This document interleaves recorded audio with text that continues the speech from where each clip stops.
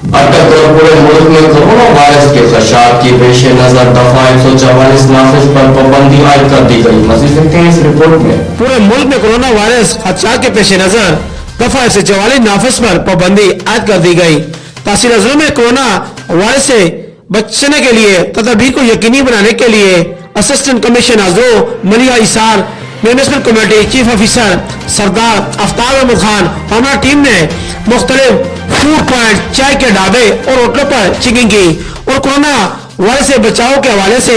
Hotel مالکان کو hotel کے اندر حال میں عام عوام کو بیٹھنے سے سختی سے منع کیا اور کہا کہ ہوٹل مالکان روٹی، چائے اور ہر اقسام کی چیزیں پارسل کو زیادہ تر یقینی بنائے تاکہ کورونا وائرس سے بچا جا سکے.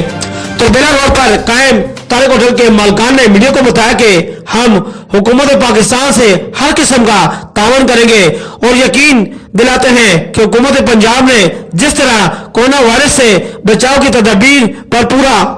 عمل کروایا ہے، ہمارے ہوٹل میں پورا حال خالی پڑا ہے. ہم 2-3 آدمیوں کا اکٹھا نہ ہونے کی اجازت دیتے ہیں. انہوں نے کہا کہ ہم اللہ تعالیٰ سے اپنے گناہوں کی معافی مانگتے ہیں اور ہمارا یقین ہے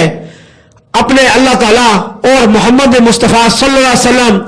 ہر شخص 5 وقت کی نماز پڑھے اور توبہ کا ورد کرے.